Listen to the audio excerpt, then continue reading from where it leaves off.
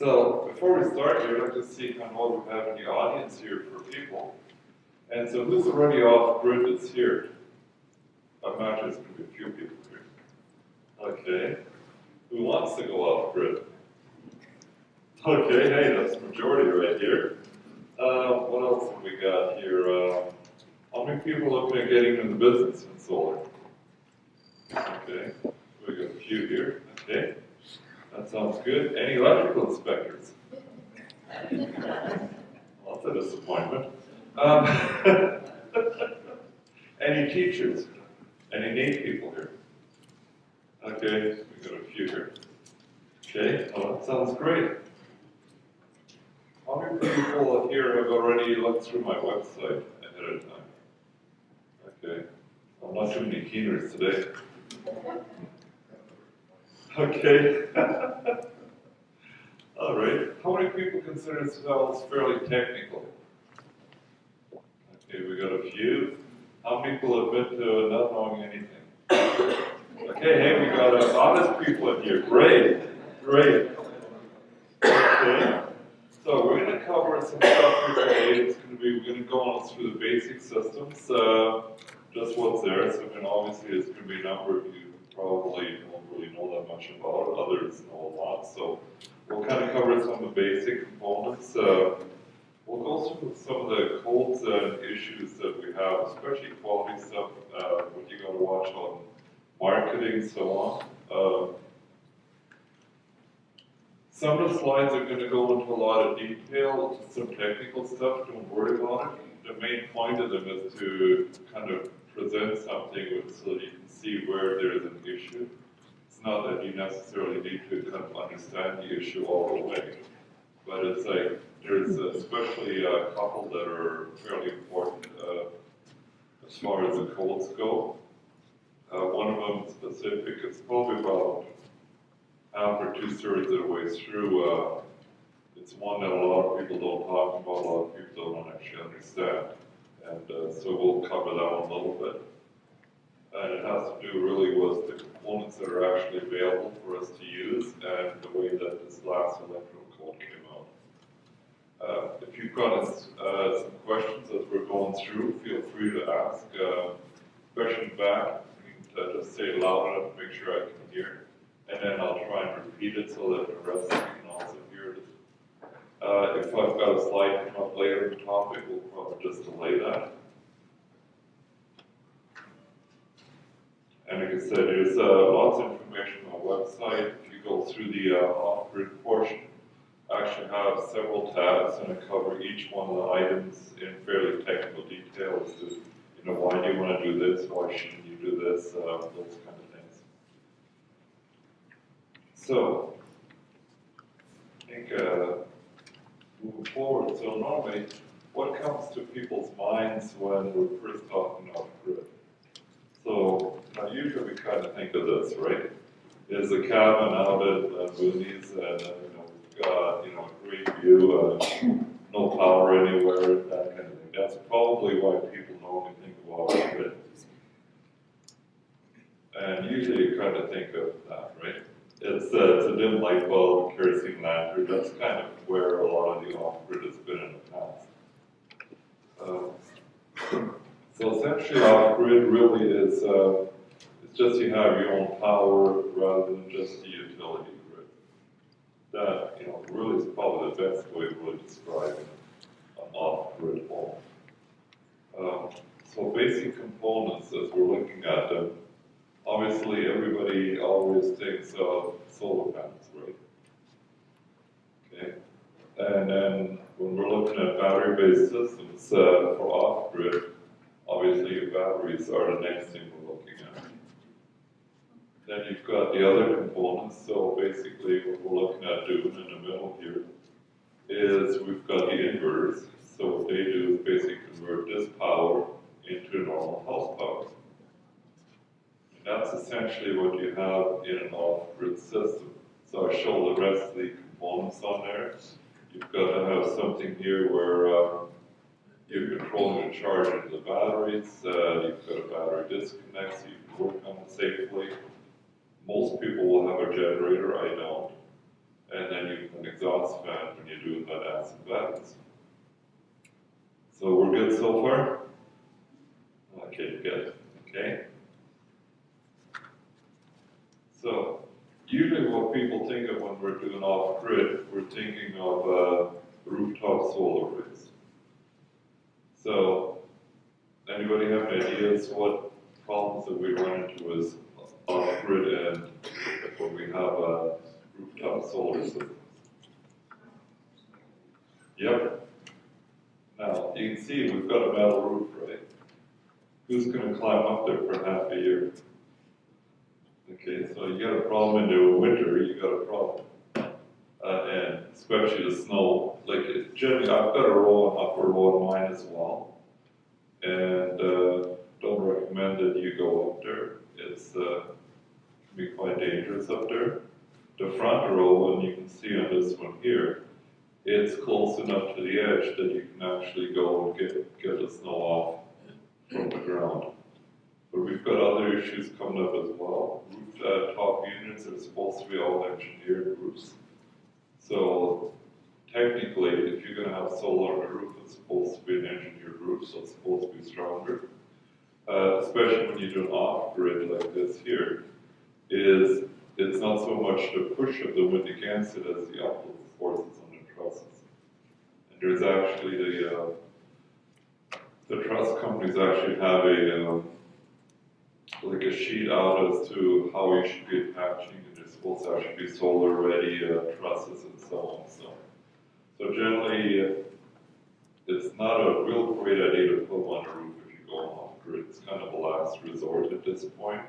You know, years ago when we had small systems, that's generally where they went. That's where mine happened to be. I started a long time ago, and I still had room on the ground. Another issue that you've got now with our codes is we've got the our fault protection that's required, and we've got the rapid shutdown. So you start now getting basically electronics on the roof.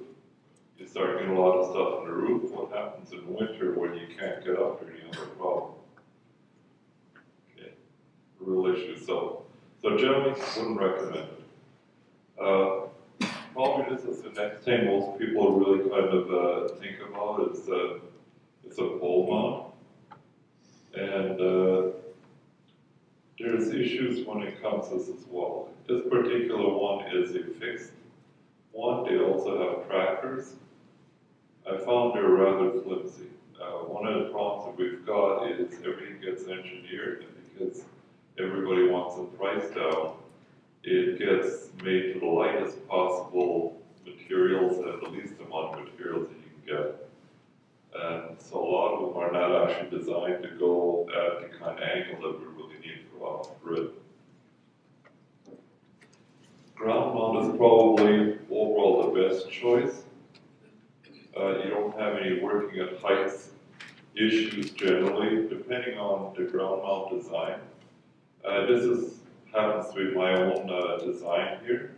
And when you're actually installing it, these two top rows here, they actually, I do basically 3 modules at a time, but these two top ones, they actually get mounted when it's still laying down.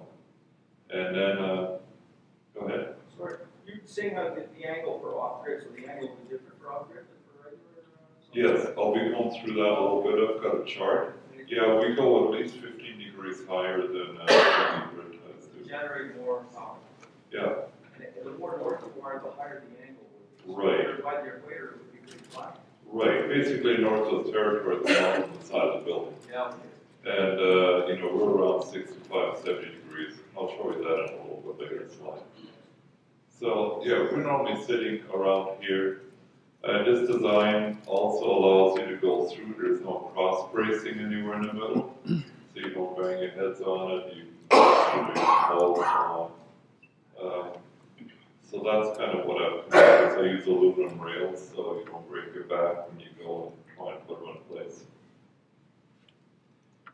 Container mount is another way. Containers are quite cheap as far as getting them. Like you're probably looking at $3,500 to $4,000 for a 40-foot container, generally in that neighborhood. gives you some extra storage. Anybody see any issues with the container mount? Good. This one here we had to anchor down. And it was interesting, coming up here today from Didsbury, there is a container that has a sign on it. Okay, I've seen that for years. Today it was laying on its side. The wind had knocked it over. Okay, so we're going to do this, tie it down. Okay, here's an answer to your question. So when we look at these here, so basically, here's your color. So 60 degrees. In the summer, you're doing great. And you're down here in the winter when we really need it. So we're trying to bump up our winter. So basically, if we look at the difference right here between this and this, so that's between 75 and 80, hardly any difference. Then 70 degrees is right here, 65 there. So that's kind of roughly what we're looking at as to where we want to be. And you can see if you go too high, like this 80-degree one, yeah, you do a little better here, but the winter, you're, basically you have less output even than you do in there. So we don't want to go too high here, but we do need less actual energy in the summer. So generally, right around 70 degrees works out pretty good, 65 to 70 in that neighborhood. So we always get the question come up is, should we track or not track? Obviously I've given the answer away already down here. It's actually, you get a lot more output if you go and put that extra money into more solar modules than you would tracking. And because when we're off grid, we generally need larger arrays.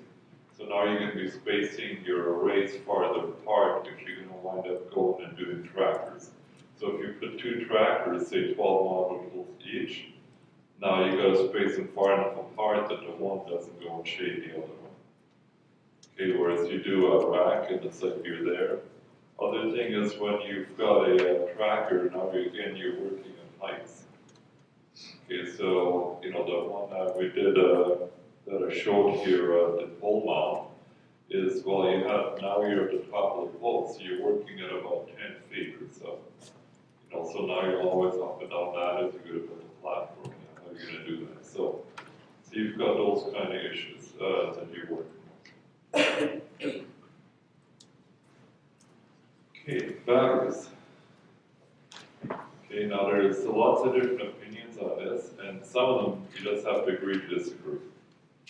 Okay, if you talk to different ones of us, you'll see some guys will like AGMs, other ones will like lithium. Okay, what I'm going to do is go through and I'll tell you what my opinion is, and you can decide for yourselves. The basic technologies we normally see are the flooded lead acids, so they've been around forever. They're proven technology. Then you've got your AGMs, which are called maintenance-free. You've got your lithium, and probably moving forward, that's the one you hear the most about. When you think about Tesla or others, especially for the grid storage, they really seem to be going for the lithium ones. But they're looking at fast charge, fast discharge rates. Generally, in off-grid, we really don't care. We're discharging slow, we generally charge slow. So we're using them different than the on-grid guys do. And then you've got the salt water, but take that one here in a minute. So basically, flooded lead acids, mature technology. The ones that I typically use are made by Rolls. It's a Canadian manufacturer. And they're quite robust. Basically, if you mistreat them, you can still kind of get them back. They kind of tend to put up with it a little bit better. And they're basically, I'd say, the most forgiving of all the technologies. Basically, if you treat them right, they're going to last you 15 years or even more than that. I know Jamie, he's the CEO right now for these guys. He says, my batteries are going to die of old age. So we'll see which one goes first. It's me or them. And so this is generally what it likes. So you've got basically two series. This is what they call the L16 series. This is the industrial series. I normally go to the industrial series, and I'll go through that a little bit later on here as to why I go with the industrials. Most people, I'd say most of your solar guys will typically go with these guys because they're cheaper when you first buy them, and people like that. Absorb glass mat is the maintenance-free ones.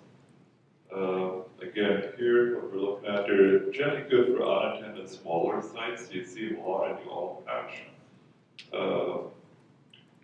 We use them if it's a standby system. They're actually quite good for that. They do better than the flooded ones if they're just going to be in a standby situation. You can mount them sideways, so you can lay them on their side, so you can stack them higher. So that's another one. And you don't have to worry about transportation dangerous goods. Flood ones are subject to transportation dangerous goods. So basically, you've got to have a trucking company bring them to you, and somebody who's got the certification to do transportation dangerous goods. Okay, they're great for the retail. Okay, they don't have to deal with the specific gravity questions. They have less life cycle, so the dealer gets more repeat business. And they're more expensive than the equivalent flooded lead acids.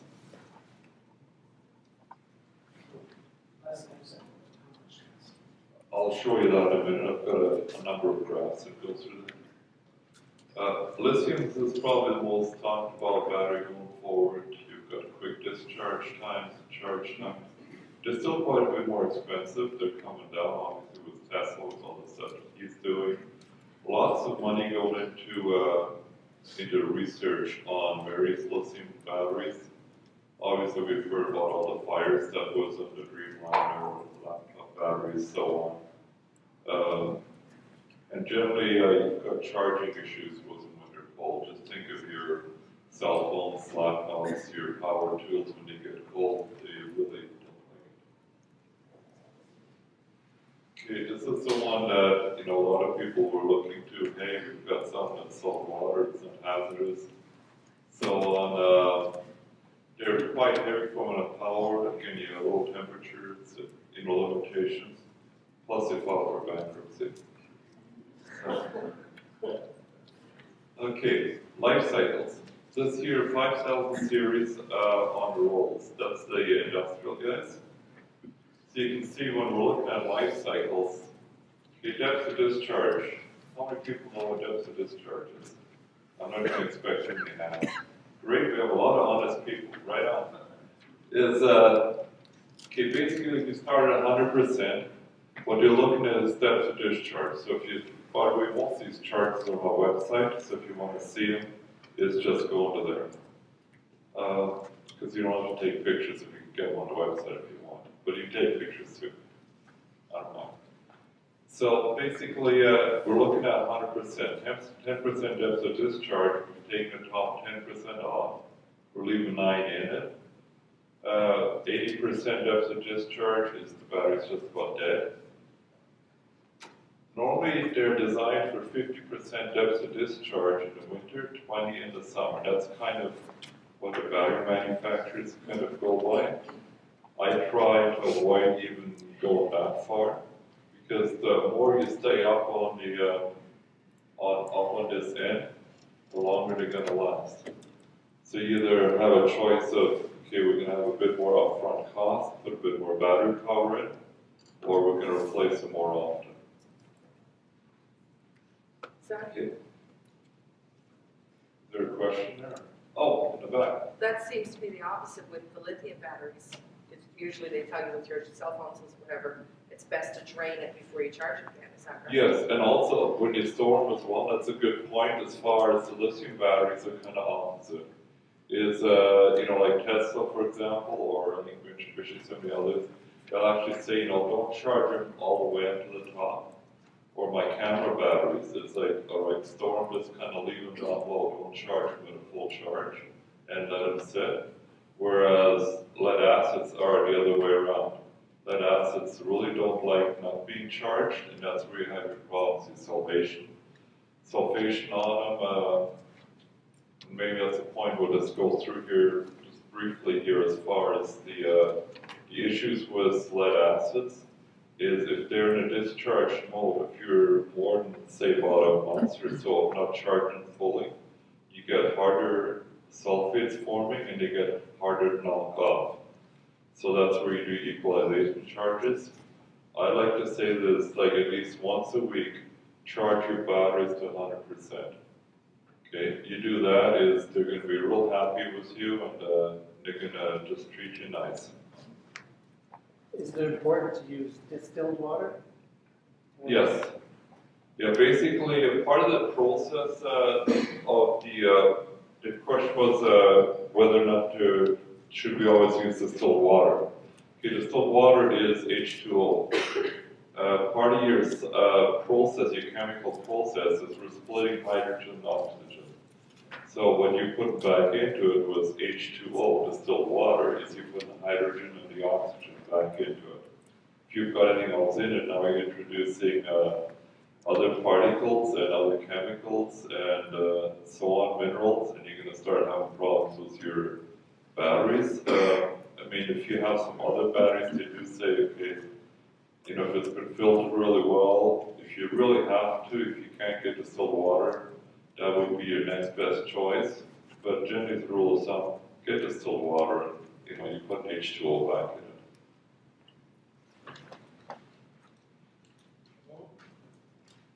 Yes, if you have a battery that you're keeping in storage. Yes, so if you have a battery that you're keeping in storage, what do you do with it essentially? Keep it charged. If you don't keep it charged, it's going to die on its own. So essentially it's sulfation because there is a certain amount of self-discharge, and as it discharges, now you get the sulfation forming.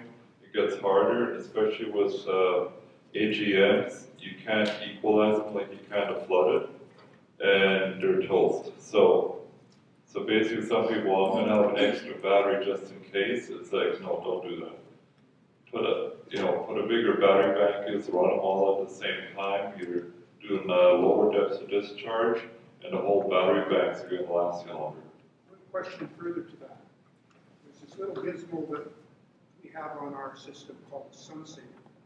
Yeah. And it's supposed to do that equalization every 24 or 28 days. Right. On its own. Right.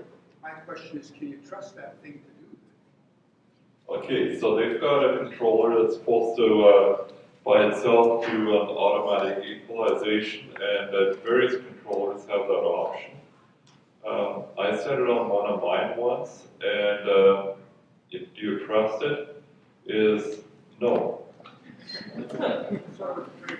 I got into, I had it set on my shop to do that.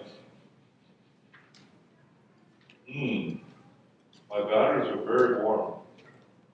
They shouldn't be warm. So this thing I've been trying to equalize several days in a row and hadn't shut off. So we'll probably go through this a little bit later. How many people trust firmware and software? Hey, my kind of group. You're all right. That's why you want to do some things manually and check them. Don't let things just automatically do their thing and expect them to work good. So you're going to go through that manual check later then? It's actually not in this presentation, but essentially what you want to do is, it's probably a little bit more information on my website, which is boydsolar.com. It will be on there afterwards as well. Essentially what you want to do as part of your maintenance, we'll cover that just slightly at the end, is you want to make sure that you do your water checks on your batteries. You want to do your, especially at the beginning, is make sure you go through and do your hydrometer checks. Okay, now most of these systems, they're going to have electronic meters. Do you think we should trust electronic meters? Okay, hey, my kind of group for sure. Okay, electronic meters are an indirect thing. So what they do is they measure current going in, they measure current going out, and they multiply it out and they say, okay, well, you should be at this level, you should be at this level. Okay, because they're an indirect reading, you can't wholly trust those. Once you've kind of had the system, you get a feel for it, you can walk by, you can look at the electronic meter. At that point, you know if it's working fine or if it's not working fine. At that point, you can kind of rely on it a bit more. I'd say the first half a year at least, don't rely on the electronic meter at all. Okay, and you'll have to kind of fine tune the system a little bit. Most of your controllers will have some kind of a thing on that'll say, well, the battery's 100%, it's 50%, it's 90%. Okay, that's based on it going in, out.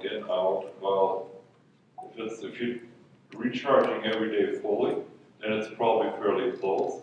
If you've gone a week or two without hitting a full charge, it's probably out quite a ways at that point. Okay, so what you want to do, especially at the beginning, is compare what the hydrometer says to what the meter says, and then you start adjusting in the controller is your actual efficiency on it. And you'll find that the efficiency that you program is going to vary depending on the time of year. Generally, your efficiency, you're going to have it lower in the summer and higher in the winter. That's because the efficiency of the batteries in terms of charge-discharge actually varies when you're only doing a light discharge compared to when you're doing a deep discharge. That answered that question.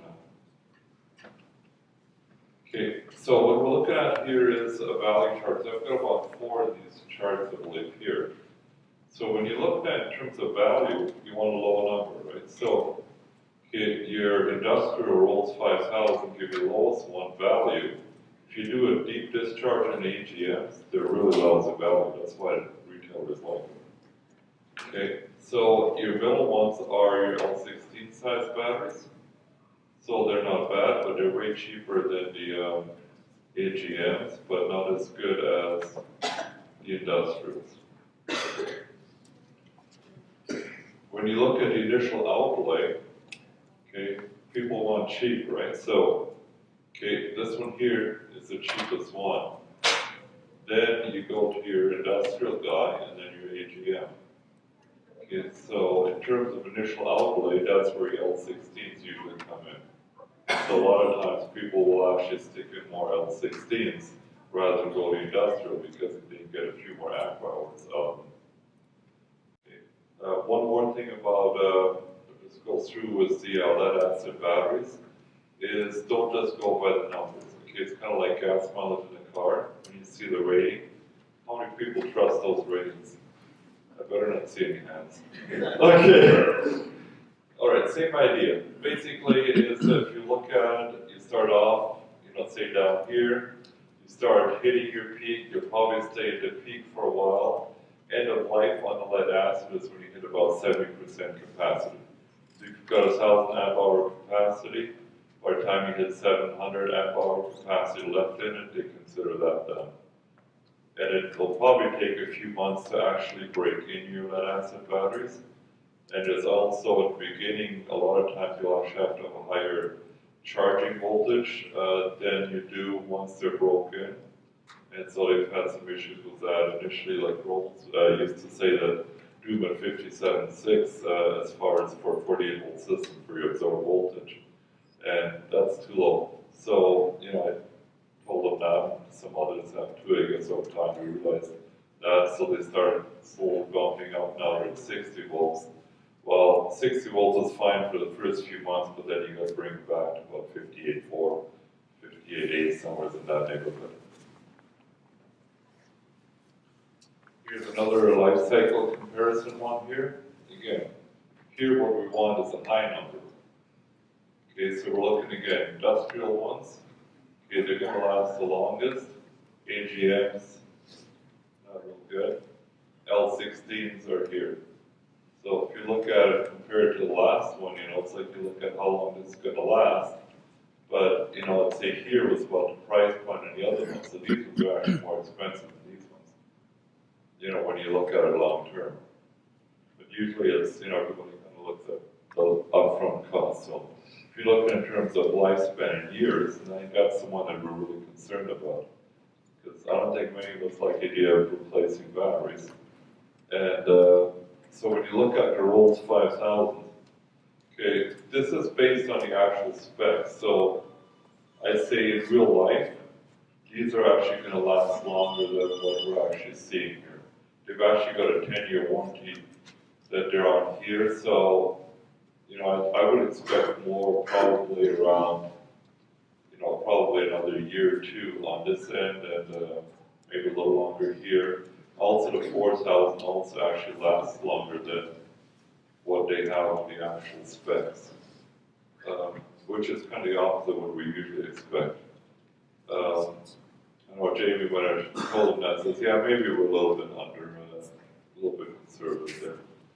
So basically, but the thing is too, if you work these guys hard, you're going to wear them out in 3 or 4 years. Like I just replaced a pack that somebody else had put in, I think it was about 4 years ago. Basically, I consider it was an undersized system, both in terms of batteries, solar power, as well as the inverter system. And they just worked their batteries too hard and just cycled it right out, so they had to replace them. So we put a bigger industrial setting. This was a pack for a house or a residential? Yeah, yes, sir. Just out of curiosity, rough number, how much money did it cost? Like just the cost of the rough. Yeah, I'm just thinking which ones we put in that one there. I think, like say if we go the, that I think was probably like a $15,000 bank. Normally off grid, we're looking at most of the systems are probably in the, they use somewhere between 12 and $20,000 battery banks, but there's also battery banks that are over 30,000 for a bank. I did one backup system that it had about $100,000 worth of batteries in it. It was a 10 inverter system, 150 amp, and that was just for the emergency panel. Any other questions before we go into the inverters on the batteries?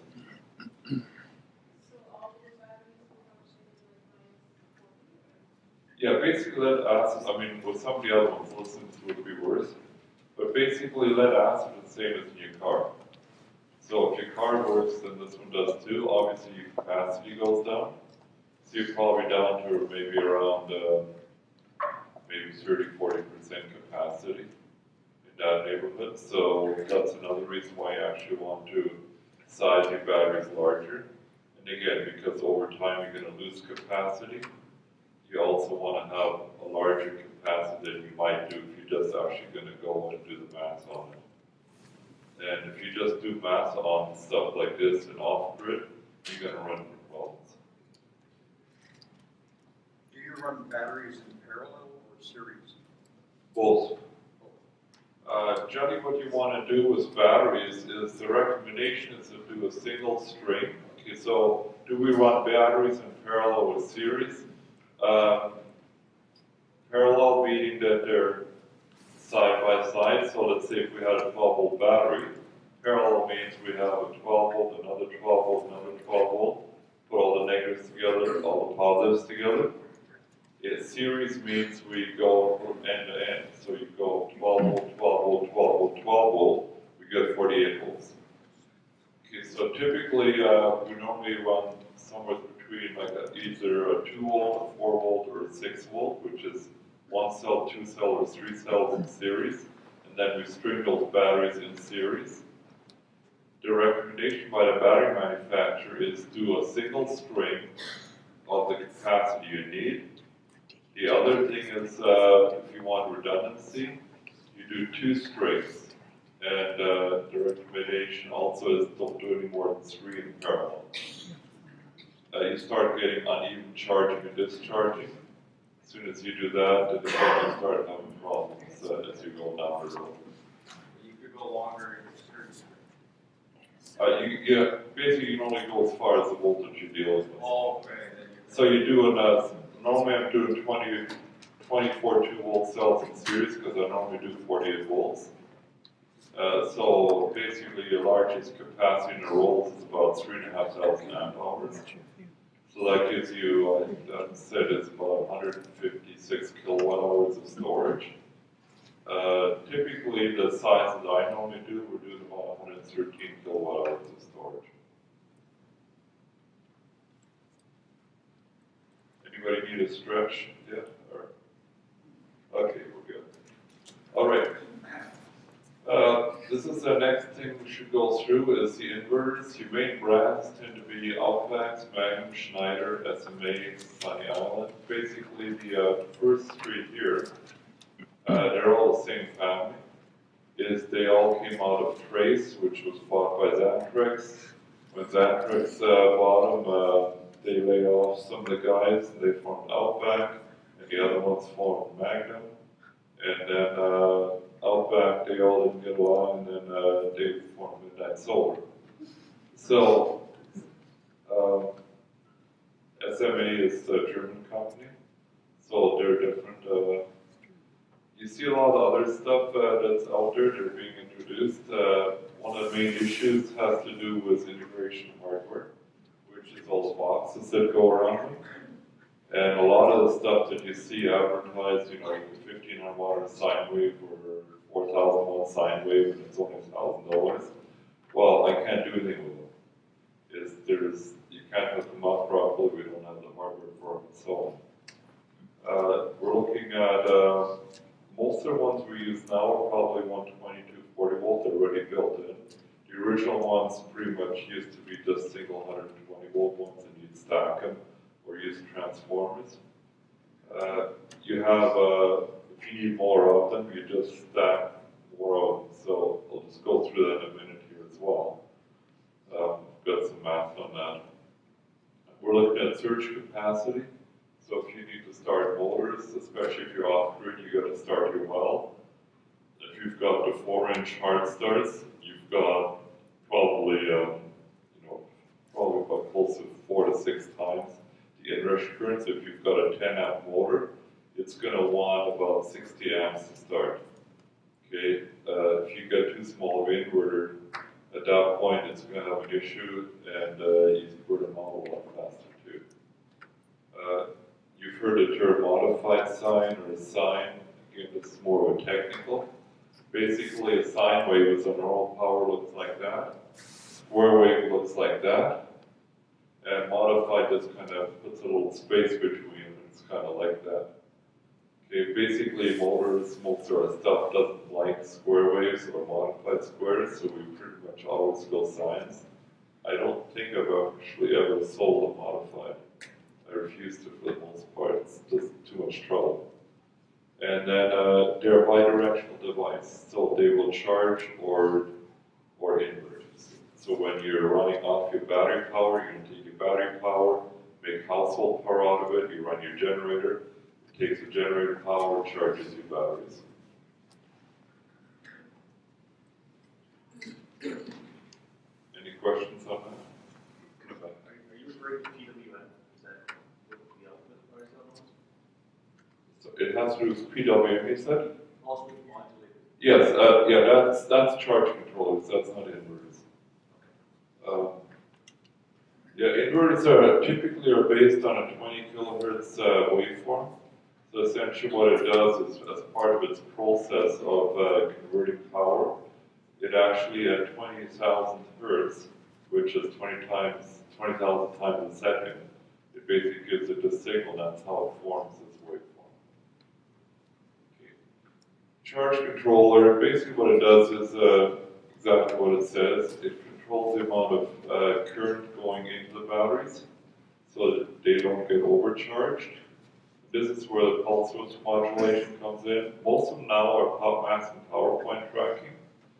If you look at your solar modules, in terms of the maximum power voltage, the typical ones that we use right now are about 60 cell modules. So the maximum power is at about 30 volts.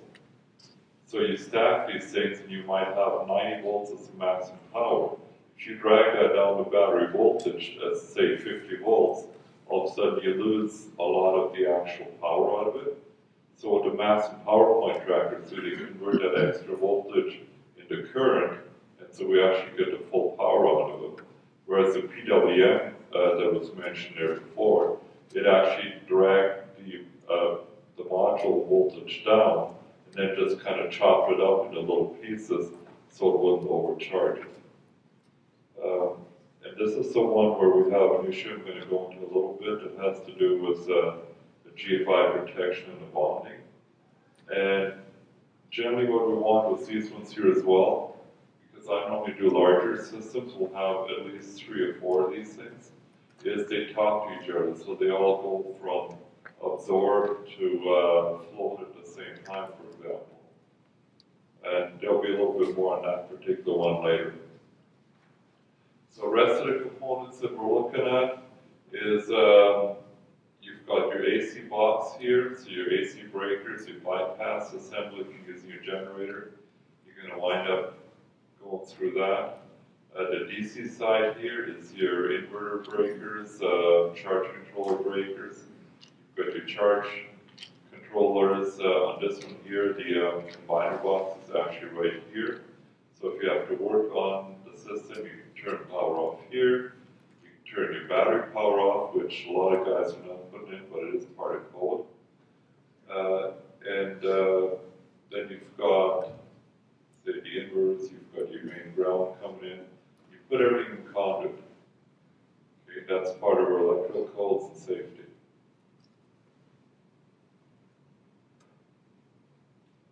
Okay, so basically we've had a constant push for power for like lower prices has always been the thing. It's okay, everybody's wanting the price to go down.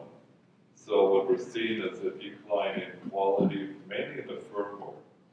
The hardware seems to work overall not bad, and there's no perfect system out there. I don't hate to disappoint you, but it's like they all have their own issues. I can't say this one never has any problem or that one never has any problem. Okay, not gonna happen.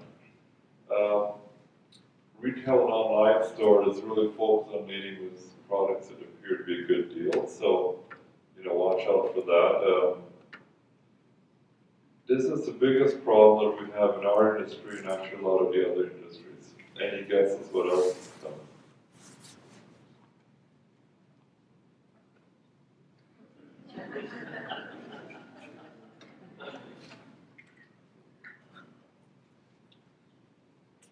So a lot of stuff that you see on the box stores, online retailers, you start seeing this kind of a product, like generally a box kind of thing, and it's got great specs when you first look at it.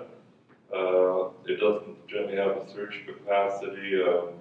They usually have poor quality components, hard to hook up, and so on.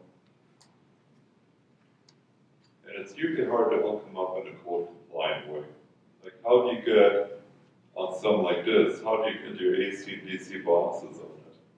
You know, there just isn't something to make it work. And they make the proper systems look really expensive. And a lot of times what you'll see too is you'll see kits out there and they say, well, we include everything. Well, the guys that put the kits together are not electricians. So they don't know what all the code requirements are, and so usually don't have anything in there anyways. So again, when you start looking at those kits and somebody who does it properly, all of a sudden, you know, like somebody who's doing it properly looks really expensive. When I've done kind of looking at to see what kind of pricing do they have, usually for the same product, I've got better pricing. Usually, how many people know what a loss leader is? Okay, all right, good. Yeah, basically, loss leader is what we use in stores. Like years ago, I used to work for Local.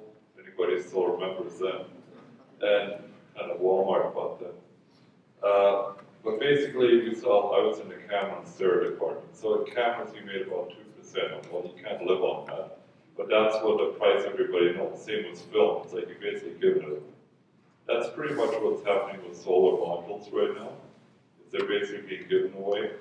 Towards the end, I've got a slide that I'll go through and kind of the breakdown between the various components, and I'll address that just a little bit more there. Generators. Okay, most people will use a generator, and it's mainly because the upfront cost tends to be a little bit less than doing it the way I did. It was like, I want to prove that you can do it without a generator, and I've done that for over 15 years now. So it can be done. You just need more batteries and you need more solar to make it work. What we found is that the natural gas and propane units tend to have a lot more problems. Most of them are not designed for off-grid use.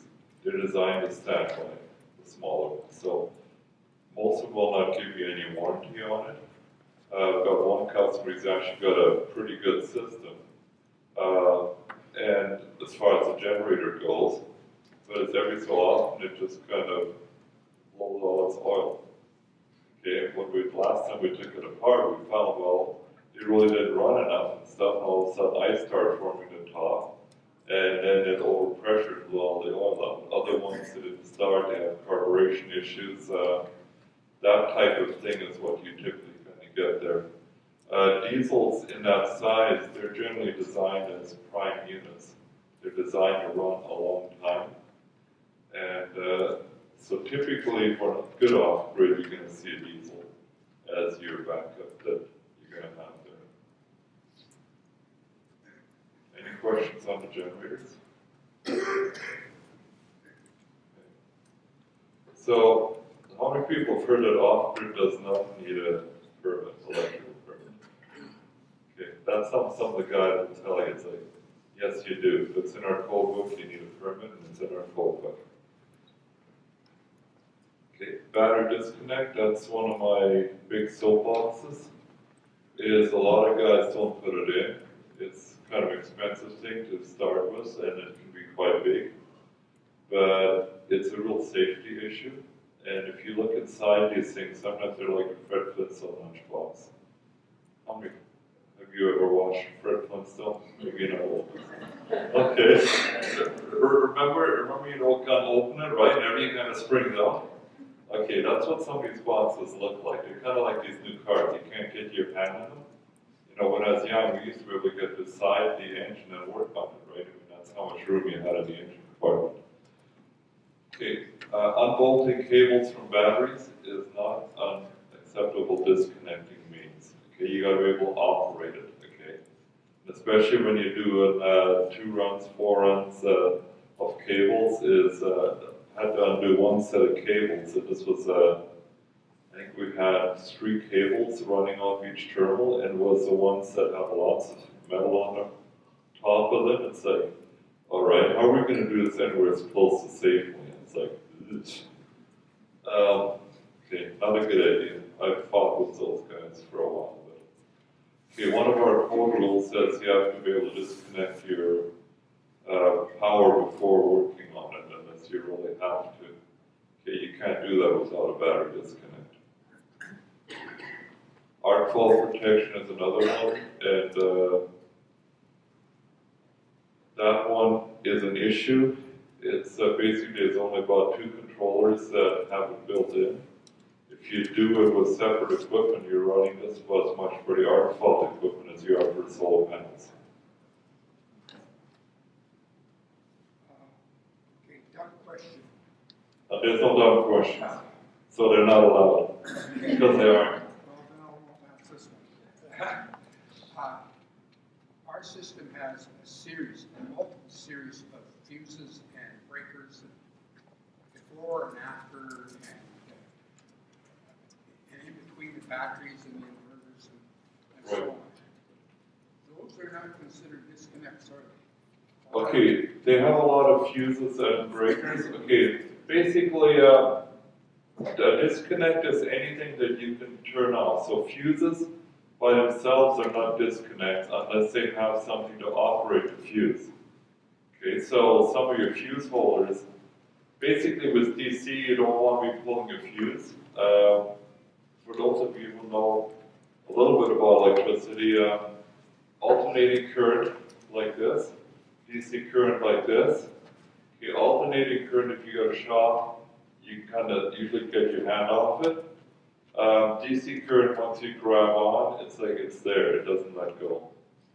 Okay, and also when you strike an arc with DC, it maintains the arc a whole lot better. AC goes like this, so you kind of cross the 0 point, so it extinguishes it easier. Once you start to arc with DC, like you can have it, at the beginning I played with stuff a lot more, okay?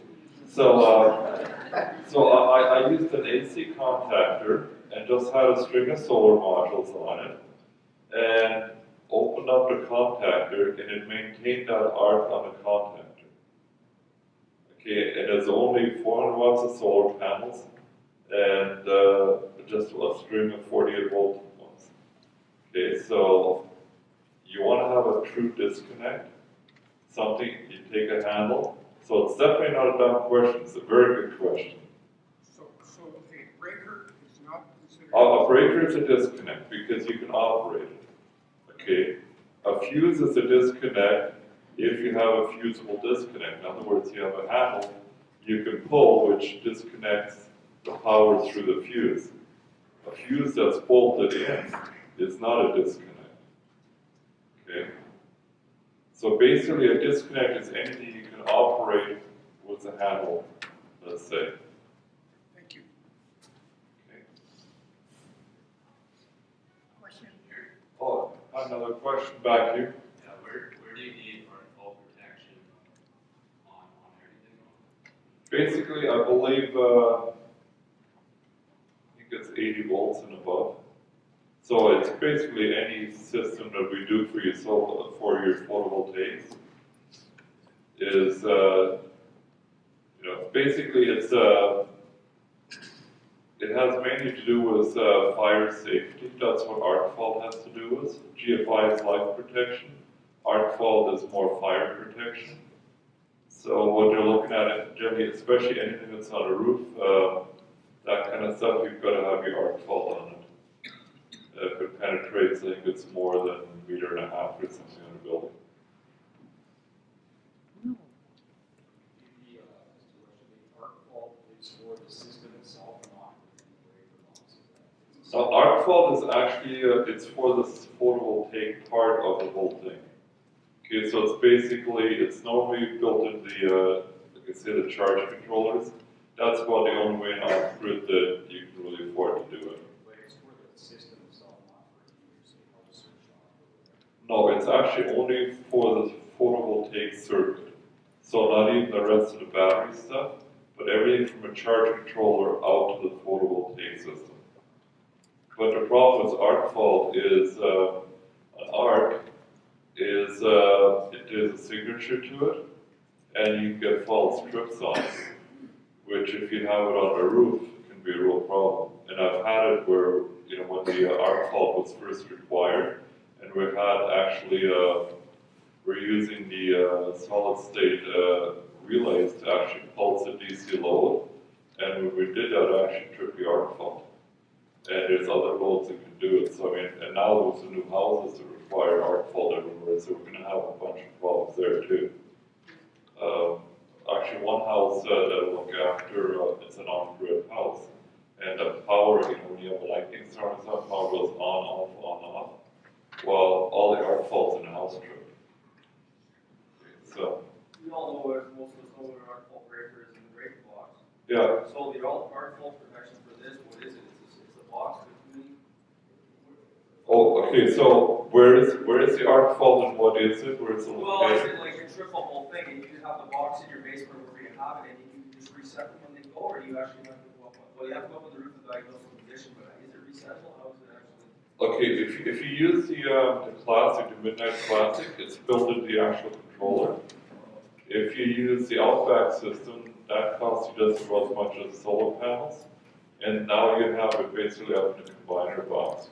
So yeah, you run into issues. That's why I don't like stuff on the roof. I don't want electronics there. So generally, I use the classics, and then it's right there in the charge controller. In the bit with your stuff. Yeah, it's basically like when you saw the picture there. It's right beside the inverter also be, Yeah, I'm gonna go through that in a minute, but it is part of the photovoltaic ones. With the codes and permits, we're required to have a whole label pack. You saw the picture that I had here, you saw all the stickers on it. Well, that's a lot of the stuff that you've got to have on there. And then there's some stuff on the outside as well, so on. And, okay.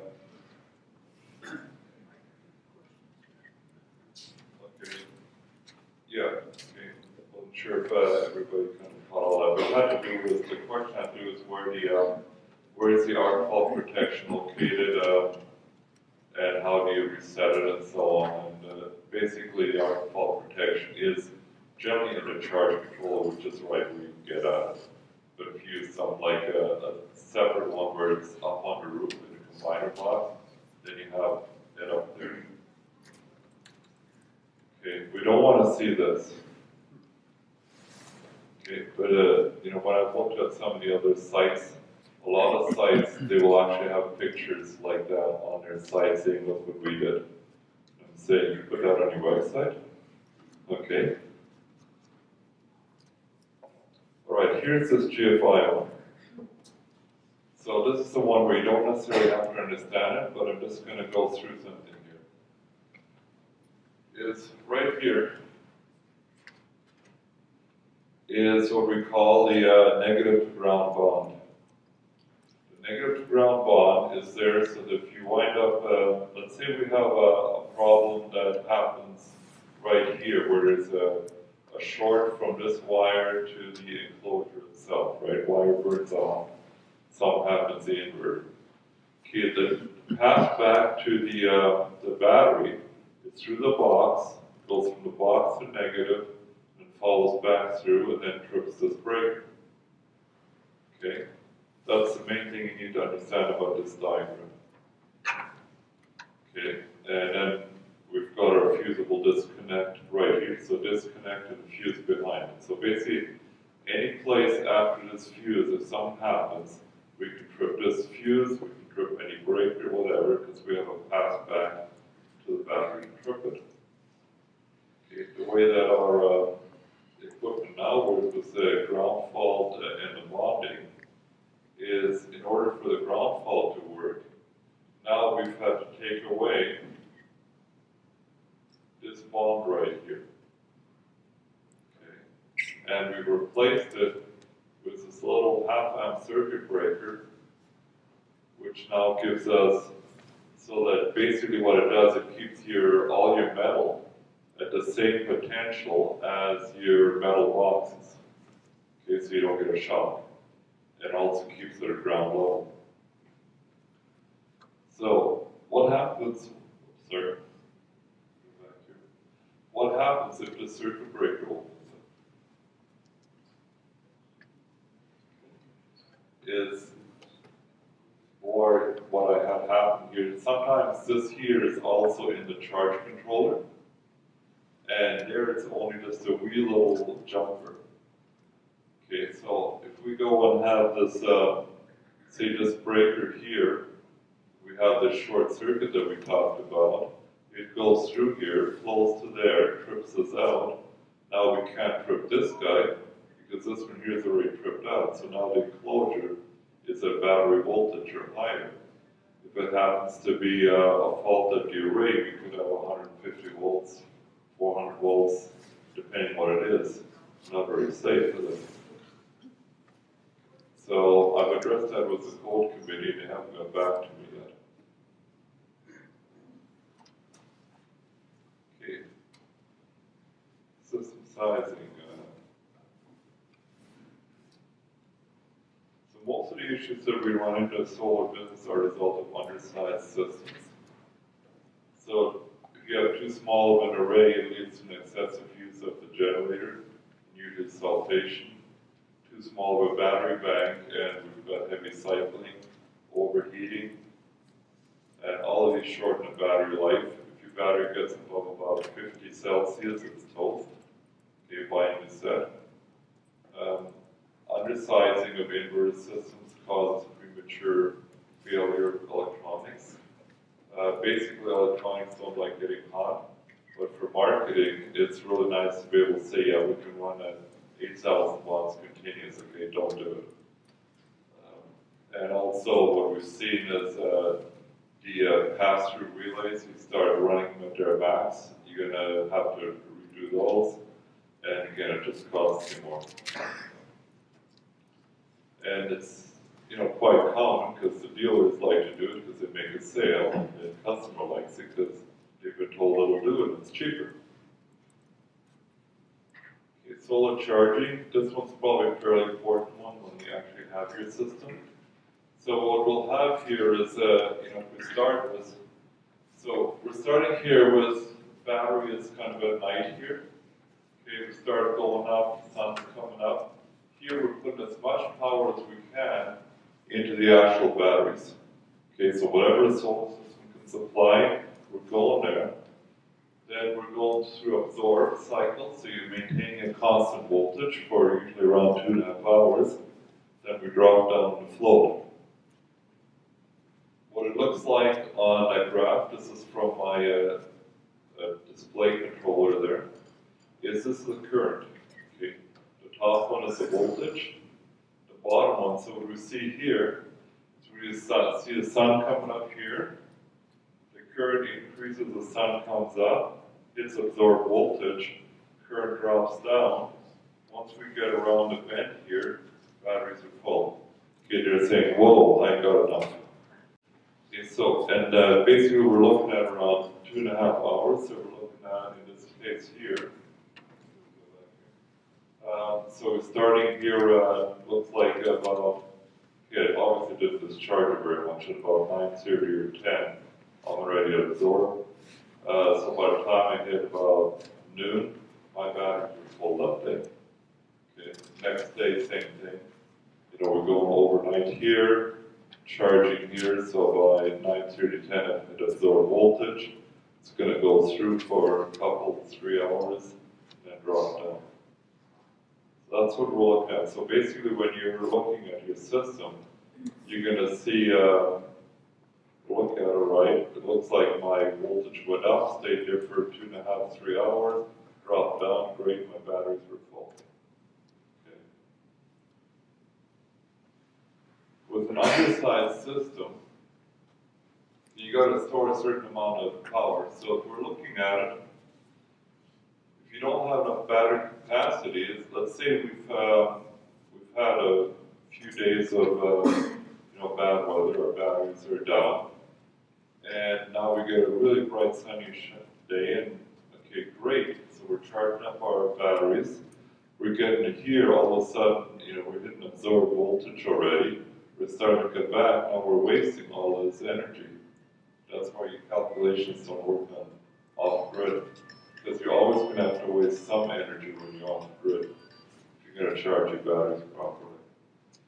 If you put in a bigger one there, and a properly sized one, now when you get that full sunshine day, you can charge all the way to here. Now your sun's starting to go down, you're really getting less, so you're wasting a whole lot less, and now you've got all of this energy to use for the next 2 or 3 days, whereas here you've only got this much energy to use.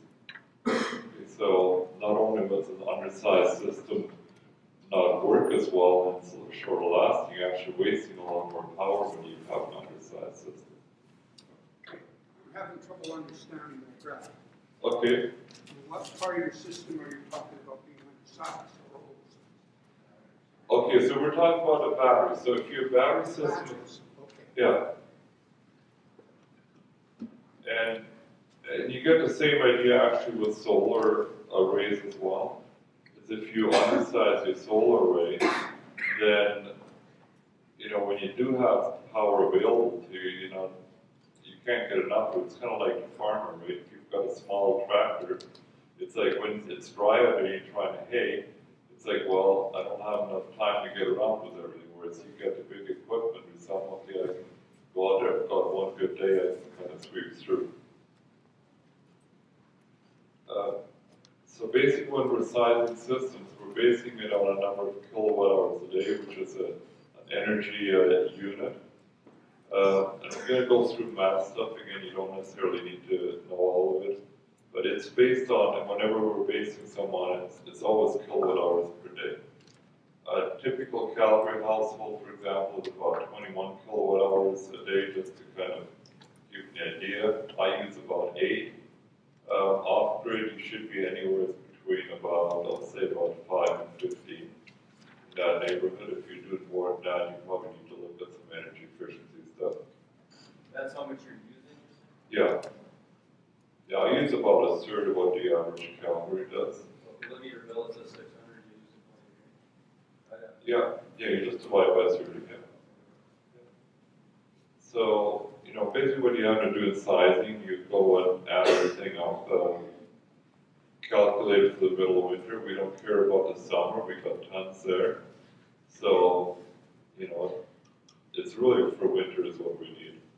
Usually heating system is what most of your usage is, and then next to that is going to be your fridge freezer. And ideally use some kind of metering system so it gives you an idea as to how much you're actually using. This is one I've got on my system. So what I can see here is, this is on the computer.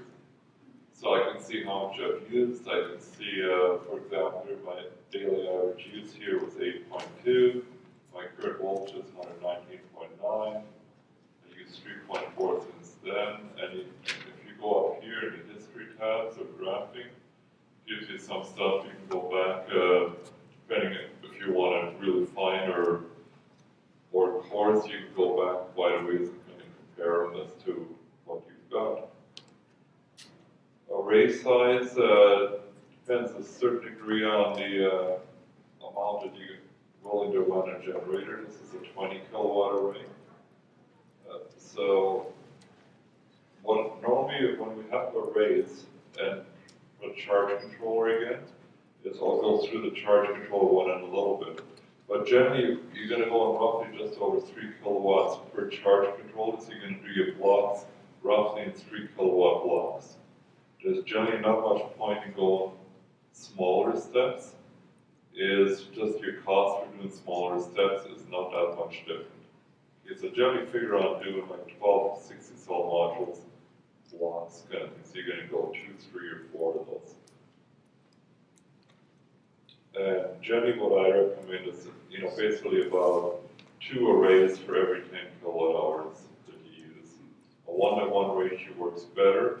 If you're going to be, if you don't want to use a generator at all, then you probably go up to about 15 kilowatts of solar for 10 kilowatt hours a day in that neighborhood. I've got close to 10 on my list. Battery bank, again, we're basing on kilowatt hours a day. How many days do you want to be able to run? Is if there's no solar, generally you go around 4 or 5 days. If you go less than that, is you start again running issues. What if your generator doesn't start? What if your batteries are a bit depleted before you go into it? Especially in our climate, we really can't afford to be without power. We kind of dead in water or dead in snow. Excuse me, Yes. you notice on your graph there that you've got double lines on your battery bank? Yes. Okay. We don't. Should we? It depends on your inverters and your charging capacity. So we're looking at the capacity.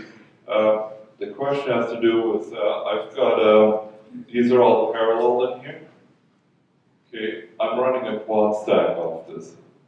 So the quad stack on that one there, the current draw is such that I need to have 2 sets of cables. If you've got just a single inverter, then you can get away with 1 set of cables. If you've got if you have 2 smaller ones, you can probably get away with 1. But as soon as you go into 3 or 4 inverters, you're definitely into doubles. You're just looking at the amp. You're figuring out the amp. Yeah, it's based on the capacity of that, and also voltage drop. Because we're running a lower voltage, we actually can lose more relative voltage for the same current, so we start dropping down a lot faster. So generally, we're going to size our cables a bit larger than we would in our normal wiring. two questions, we'll do this one first. Sorry, you then you just look at the cost of cable, so it's cheaper. Yeah, basically, the 4-rod is about as large as you can work with. These are 4-rods. If we're looking at, you know, the question has to do with the cable size. Do you go to larger cable size or not? Generally, just to be able to go and do it, if you have a 4-rod is about as large as you can work with and be able to still crank it around. Is if you try and go larger than that, you start running into some real issues. And that's, you know, generally we'll have either 2-aughts or 4-aughts as far as cable size. Same thing, I was gonna ask if you did this, just the bigger gauge wasn't. Yeah. Yeah, generally, the stuff that I do, I'm always going to have 4-aught cables. It's pretty rare that I use 2-aught just because I do larger stuff. Excuse me, Yes. a question about the battery banks. I'm a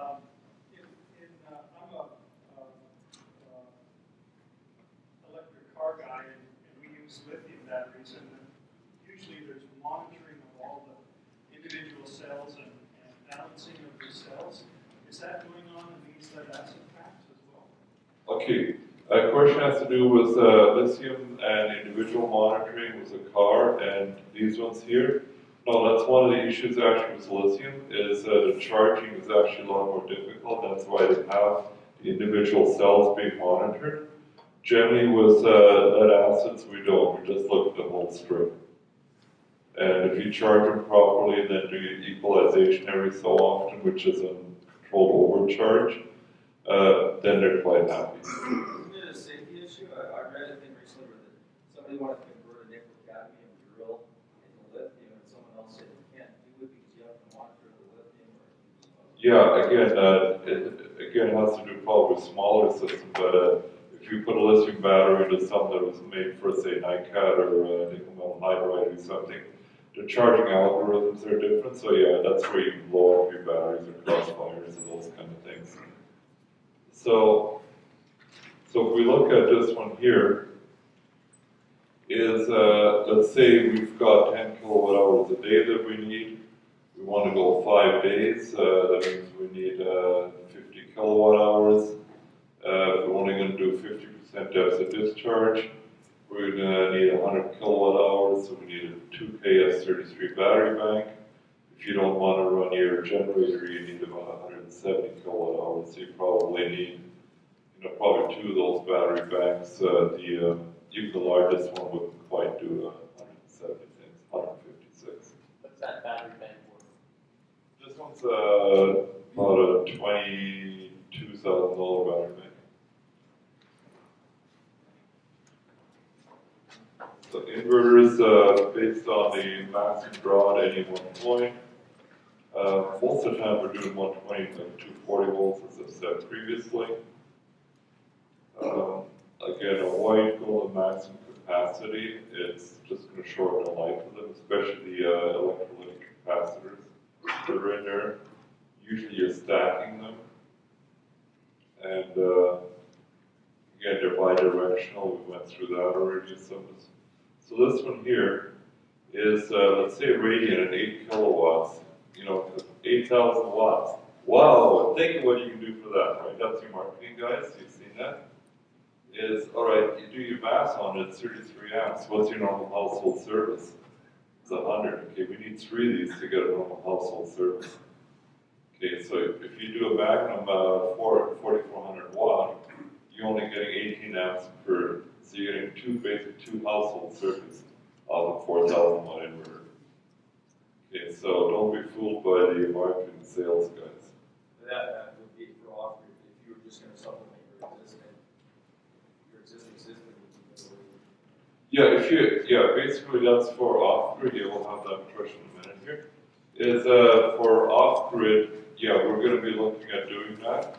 Whereas if you have a battery backup system, let's say you've got a grid-type system, you just want something to go and run that, then yeah, it's only going to be whatever circuits you need. You need to have enough capacity.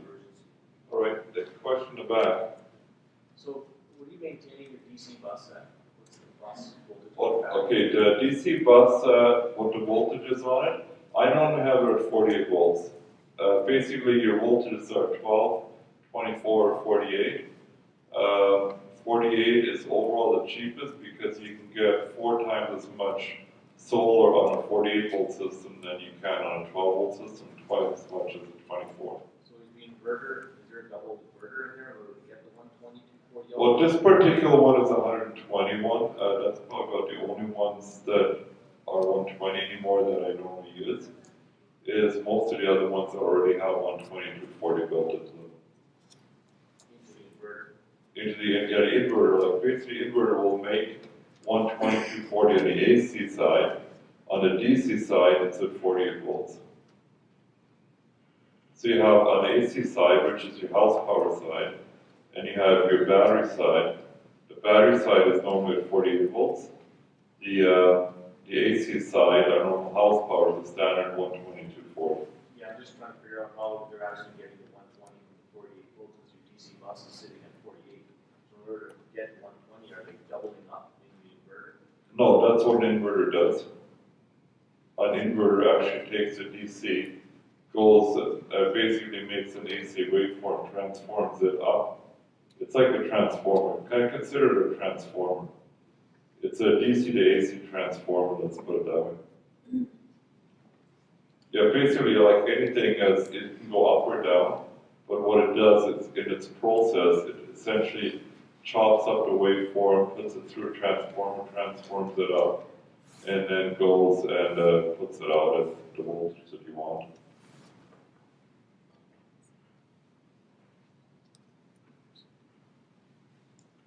So here's the one about the charge controllers. Again, some marketing guys. Is you go on the website and you say, you know, this thing, you know, it's good for, you know, it's 40. I think you actually come up with a little bit higher number than this, but it's pretty close. You put 4,700, 4,800 watts on this guy. Okay, well that's based on the voltage being at 57.6. Okay, when we've looked at it previously, when you need most of your power, when the battery voltage is down at 45, 46, 48, right? So maximum current on that's allowed on this is 83 amps. Okay, now, you can have a bigger picture of this later. That's a 4-gauge wire going into their terminal block there. It already gives an idea, right? Okay, so we've got some electrical code stuff here. So again, essentially what all this amounts to is when we go and work through how we're supposed to figure it out, we come up to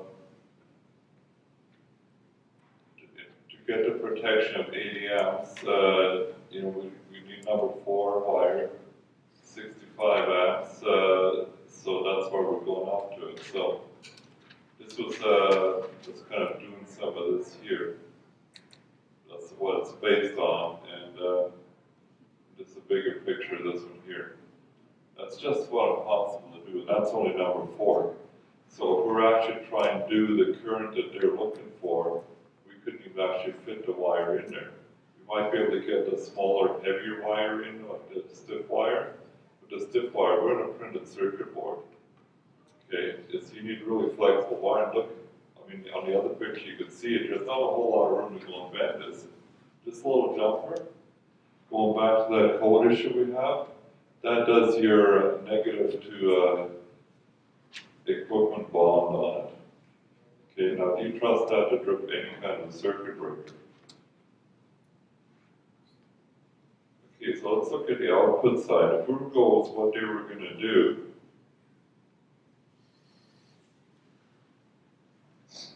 okay, if we were to put 4,700 watts on this charge controller at 44 volts, we get 108 amps. When it gets cold, we get even more power, we're close to 6,000 watts. The theoretical max would be 136 amps. Okay, it's only allowed 83 on the output side. So one is you're going to be overloaded on charge controller, plus you're going to waste the solar because now you're wasting, you know, roughly about 2 kilowatts worth of solar because you can't get it into the batteries. they're supposed to self-limit. I tried it, okay? Those of you who answered correctly, which is all of you, no, I don't trust them. It went to over 100 amps before the circuit breaker tripped. And I've seen other times where I've told it to limit, and it doesn't always limit where it's supposed to. So if we work backwards, if we look at it now, right, 83 amps at 44 volts gives us 3,652 watts. In the real world, then, 4 strings of 3 265 modules is a good design. The other thing why it's a good design is when we're looking at our the wire gauges, we're looking at what we're looking at in terms of how, like solar array, physical materials and that. 12 modules works really good for 20-foot materials, like we're doing the aluminum rails and everything else. Everything works out really well when we're doing off-grid. So essentially, you're doing 12 modules. Normally it's about 265 watts each. Right now that's kind of the going ones. You can get some a bit higher, some lower. But that's kind of the, let's say, the most popular one right now, probably the most cost-effective one. And so the output of batteries is in a number 4 with a 90 amp breaker. And good luck is getting that number 4 in there. But the only thing that works is a T90 type of wire, which is not as stiff or normal X-Link, and not quite as flexible as the picture I showed you, which was an even finer strand one. Any questions on the charge control yet? Under this example, what's the cost for this Pardon charge controller? me, the cost of the charge control? Yeah, under this example. Approximately. Approximately. The charge control is, I think, around $850 in that neighborhood. Most of them are running that, like basically maximum power point trackers. They're usually in that like $800 to $900 range for the different brands. Some midnight classics were under 200. Oh yeah, but you're not getting this. Yeah, and that's exactly what I pointed out before. Is you get your big box stores and makes the real stuff look, you know, like it's super expensive. So generator needs to be sized to take the whole load and have power to charge at the same time. So typically for off-grid, we're going to have something in the neighborhood of about 8 to 15 kilowatt hour diesel. That usually works pretty good. So we've got, just as to how long, because a lot of times people will ask, well, how long does it take to charge your battery bank? So that last battery bank I showed you, the 2KS33, if that was at 50%, so let's say you've had a lot of overcast days, okay, you're going to need about 57 kilowatt hours in order to recharge it. Your rating can put out, if you have a single rating on it, you get 115 amps. You do your math, you come out at 10.5 hours. But because at the end, the last 2.5 hours, you're going to be charging less, your actual charging time would actually wind up being longer than that. Typically what I suggest is that you go and use your generator in the morning or the beginning, and then during the afternoon especially, you let your solar go through the top-up charge. That way you don't have to go and run your generator as much. And, you know, because at the end, the generator is doing hardly anything, so you're wasting actually a lot of fuel at that point.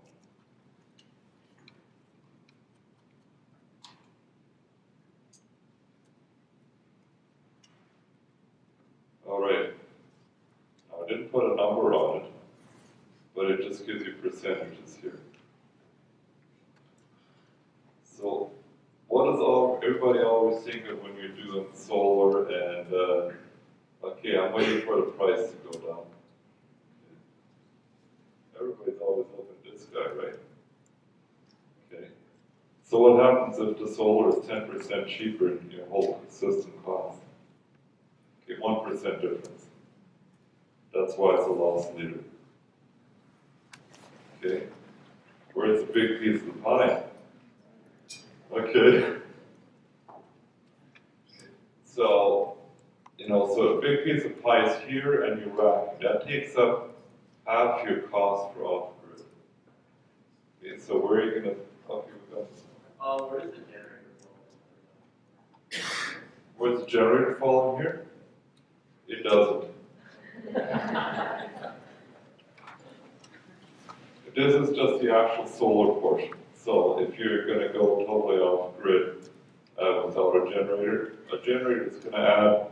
Okay, this one here is actually based on a 12 kilowatt system, a quad stack outback, and total cost for this system. Okay, quad stack is 14,400 watts. We're using on this particular one a 2KS33 bank, which is about a 21. Well, at that point it was a $21,000 bank. It went up a little bit here recently because of the lead. And what else am I going to give you? So I'm going to give you that so far. Any guesses on what the total cost is? How much? 60-something. Okay, you're halfway there. Really? Yes. What was that number? Okay, he guessed at 60,000 and said he's halfway there. Yeah, but this is gonna provide what? It's gonna a basic residence of 1,500 square foot house. The size of the house doesn't matter so much. It's a consumption matters. This particular place, he had a generator as well, but he's probably running probably 18 to 20 kilowatt hours a day. Like he's got a shop attached to it. 600 kilowatt hour, 600, so electricity bill 600 kilowatt hours. Yeah, so 6 us here at 20, so this isn't even going to do it. Okay. So that, then the discussion becomes, and it's wonderful to save money, but the discussion becomes the money, right? Okay, maybe I didn't go through that from the beginning. In terms of the actual, it has to do with money and this, okay? A lot of people come to me because they want to save money. Okay, I say, no. Okay, this is not the place to save money. The reason you go off grid is for energy security or because grid power is just so far away that you can't afford to bring it in, or you want to prepay your expenses. Okay, that's the three primary reasons for doing off grid. Okay. You want a longer voltage drug money. Yeah, if you're a millionaire and you have no idea what to do with all this money, then yeah, go ahead and I'll be glad to work with you. Okay, so if you want to save money when you do an off-grid home, okay, right here is where you can save it if you kind of work on a ground mount racking system and on the installation. That's really the place to save money. If you're building a house, you could build a roof, so that would be your rack. You'd save money there. No, actually you wouldn't, because roof mounted systems actually cost you more and you can't really get up there to clean them. Because you actually, you've got to have the engineering for it. Now you have your other code issues you've got to do. You've got get up there. So you've got a lot of issues when you put on roof. We have one here first and we'll go back there. So pricing is a system down the road. Yeah. Batteries sounds like it takes up the most. Do the manufacturers of recycle offer like a buyback of like batteries down the road? We're talking about recycling of the products later on. Your old batteries, whether that change them out, like you get like a credit, say when you gotta buy new ones down the road. The batteries, I believe the battery companies, in terms of like you get any money back, is they give you, I think it's around 20 cents per pound, I think, for the batteries, so you get a little bit back. Yeah, so that's pretty much it. The rest of it you have to dispose of, but I mean the rest of it there really isn't a whole lot. Okay? I'm just wondering, like, for a lot of people, because I get a lot of questions that should I go off grid, but if they already have grid connection, would you say maybe having a battery backup instead of having sort of a full off grid system? Yeah, question has to do with people who are already on grid, and if you go batteryless off grid or battery backup, my personal opinion is battery backup. If you, there's two reasons basically. One of them is that if your grid goes out, you still have power, whereas a battery system you don't. The other is in order for the grid to, like in the future right now, we don't have enough solar on the Alberta grid to really make a difference. But you get places like Hawaii and so on, is they have a real issue because they actually have too much solar on, so during the day they're producing more than they can use. You get an unstable electrical system. And so you actually want to store that energy so that you can actually put it through at a certain rate. And they're seeing that in Germany, they're seeing that in California. So there's going to be a lot of research and money going into basic storage systems for on-grid because of the issues that are going on. Now, depending on how Alberta does it, if they do it smart, they're going to incorporate storage systems right away rather than going through for quite a while, and then you run the same problems that the other jurisdictions do and then try and fix it later. Excuse me, Yes? you've done a lot of work for us on the costs of these systems and cost comparisons, Yeah. and I thank you for that. But have you done any work on the demand to the system in relationship to the ability to bring the cost of that system down? Okay, yeah, the question has to do with trying to bring the cost of the system here down. We've gone through a lot of the other things. Yeah, that's normally actually what I work with my customers first, is okay, let's see how we can get your usage down. Okay, one of the things has to do with the heating system is typically, how many people here know what hydronic heating is? Okay, it's hydronic heating, basically it's boiler heat. That's typically better in terms of when you go off-grid than furnaces because furnaces will tend to use more electricity than a boiler system will, especially on the boiler system. If you're using the variable speed pumps and so on, you can get it down. But one of the things that people in hydronic systems, the designers have, is what they call outdoor reset. And I always joke about it, so you mean I can reset the outdoor temperature? It's like, no. What outdoor reset actually does, it tries and keeps your pumps running 24/7. They try and match the heat loss. They'll take the outdoor temperature, and then they say, well, based on the heat loss and the outside temperature, we're going to give the water temperature at, say, 110 degrees Fahrenheit. And if we run our pumps 24/7, then that's just going to maintain right where you're at. Okay, now I'm looking at from the off-grid side, it's like, you gotta be kidding.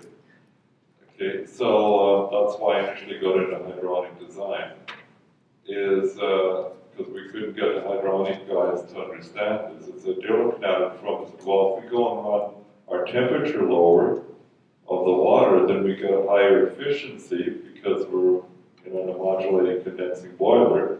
Now we're getting an extra 1 or 2% there. And so it's more efficient, but now we have to spend an extra $20,000 or $40,000 in batteries and solar panels to run it. Okay, so I kind of worked through that, getting back to the question here as far as the efficiency. Get good windows and get good insulation. You've got probably a related question to that. We'll have a question related to solar panels. As far as solar panels are concerned, basically, better quality electricity or electricity and what is that? Oh, as far as the type of solar panels, which ones do we go with? Generally, it's mono or polycrystalline. What's the difference between the two? Oh, basically, the difference between mono and poly is mono, they kind of grow it and slice it, and poly is they basically have a block and it's kind of melted, and then they kind of go and slice it up. So you get more one than you want? The mono is considered the top of the line, and poly is a close second. Another question here. You mentioned Hawaii about their Yes. They get government subsidy.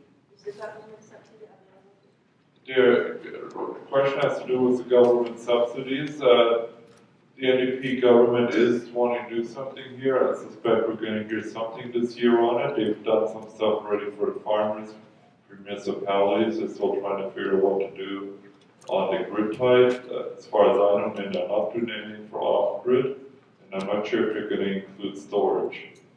I think they're just looking at really kind of, okay, this is how we're getting a lot of solar on, look, we're doing great. That seems to be the main focus that they're going with. So whereas like you get the Northwest Territories, is they're looking at it and they're saying, yeah, we've got a lot of guys that are off grid, we're trying to get them to keep from burning diesel all the time. So some of it depends on, all right, what's going to work best, what's the ideology of the government, what they're trying to achieve, and so on. So we'll have to see what they come up with. But so far, everything's always been strictly to the grid type. They haven't really been addressing off-grid, and I don't know if they're going to have anything as far as the storage units.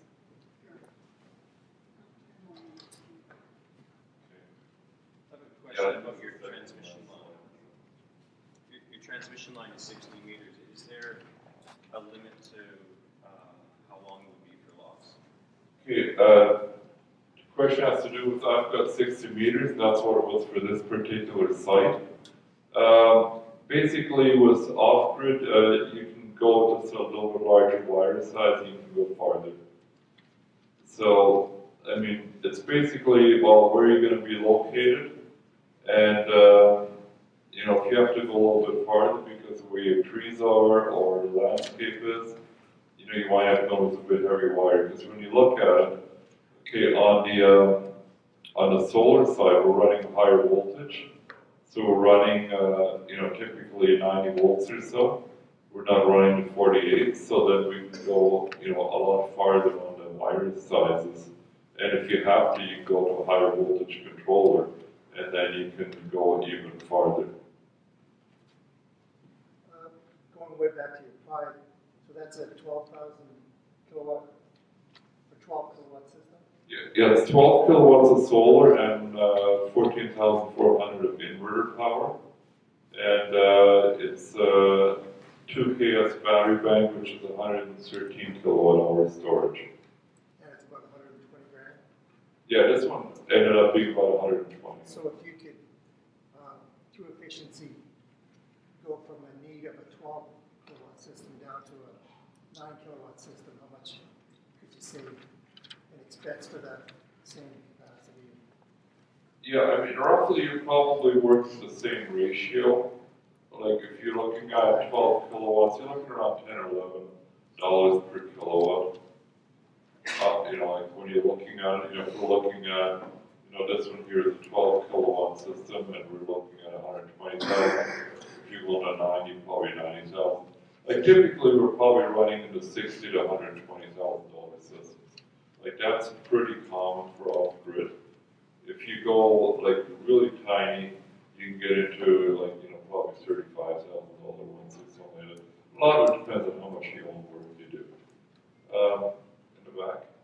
You were talking about battery backup for on-grid systems. Yes. What would the typical size of something like that be that you would recommend in comparison to the full off-grid battery? Yeah, the question has to do with the kind of exciting for a backup system. That's probably about the last one we can take on that, because we're going to have to start wrapping up here. It's really going to depend on what you want to run. Typically, you're going to want to run probably your fridge, freezer, heating system, well, possibly if you're on a well. So at that point, you can probably run like one array's worth. So you're going to run probably like the Magnum package, which you have to go to my website. I forgot what the price is right now on it. But the smallest Magnum would probably, you could go with probably an AGM battery bank if it's just going to be a backup. But if you want a grid tie, then you need to use probably a Radiant on it, because the Magnum won't grid tie. What was the cost of that? You said small one. Yeah, I'm going to say basically I don't do anything less than about 25. And like installed, you're probably going to set at least 35 installed. That would be about the smallest I would do. Just the amount of equipment you actually need to do anything. like all the disconnects and arrays and everything else. Even if it's smaller, you still have to provide all that stuff. Yeah, you still, yeah, basically, small systems, I'd say relative, are more expensive than large systems. So basically, we're looking at the maintenance stuff here. You're going to want a dealer that basically lives off-grid, and that's primarily so you can understand it. Somebody who's just done book learning and so on, it really doesn't do that great. And you actually normally develop kind of a relationship with the person that you're doing business with as far as that goes. I think probably just want to do a quick sum up and then hover along. Rob lets me go with questions, and then he's going to shut it down as far as the questions. So basic thing, yeah, I'm just going to go through this and then we'll go and get the questions. So basically, there's a lot of components to complete off-grid systems, and you need a proper design to really make it work good. Don't go to the maximum specs, and you're just looking for trouble when you do that. Best value is not the cheapest upfront cost. Build in some redundancy if you can. On my system, I've got basically I've got my main inverter system. If that one's had trouble with that, I have another one I really can switch to. I can go right away. I've got multiple battery banks. If I want to work with my 40-volt battery bank, I've got a 12-volt system that I can run on, and I can shut my 48-volt system down. And the main thing is get a good feel as well for your system. Is go by and see how it's operating and so on. And as you do that, you're going to be able to just kind of go by and just kind of in the morning, in the evening, you're going to be able to just kind of look at it. It's like, yeah, it looks like it charged properly. I'm good with that. And the other thing I'd say is probably, if you're going to do it, either do it right or don't do it at all. Okay, Rob, how many minutes are you giving me? 3 questions. 3 questions? Okay.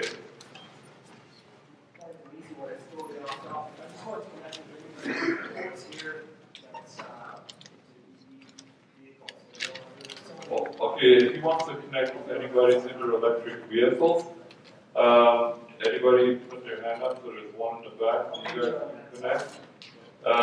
If you go off grid, it's a real issue.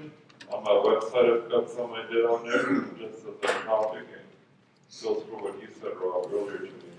Is you take a Tesla, about 1/3 charge is about 33 kilowatt hours a day. That's 1.5 times the average Calgary household. Just your battery, if you do it off grid, it's probably going to cost you 2 or 3 times what the car does. Okay, second question is, because I actually have somebody email me and I can be here. Right here.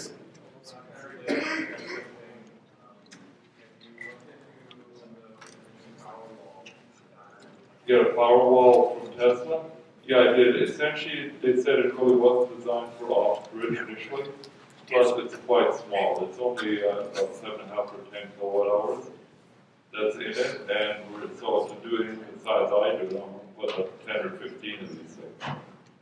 And, yeah, again, you're looking at this in ions, so you're looking at charging. Plus, the power walls are at I think they're a 380 volt battery bank.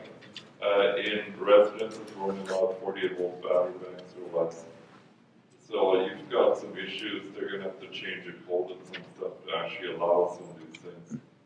Okay, I think I have one more. Right there. If the equipment is breaking down over the course of time, what would you consider their rough annual replacement cost? Break it down.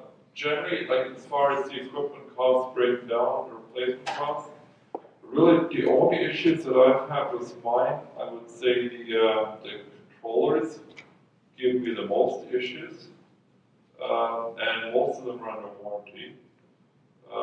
In terms of inverters, the only issues that I've had with the Outbacks have been related to not having enough of them turned on when you have motor loads. Other than that, they've actually been good.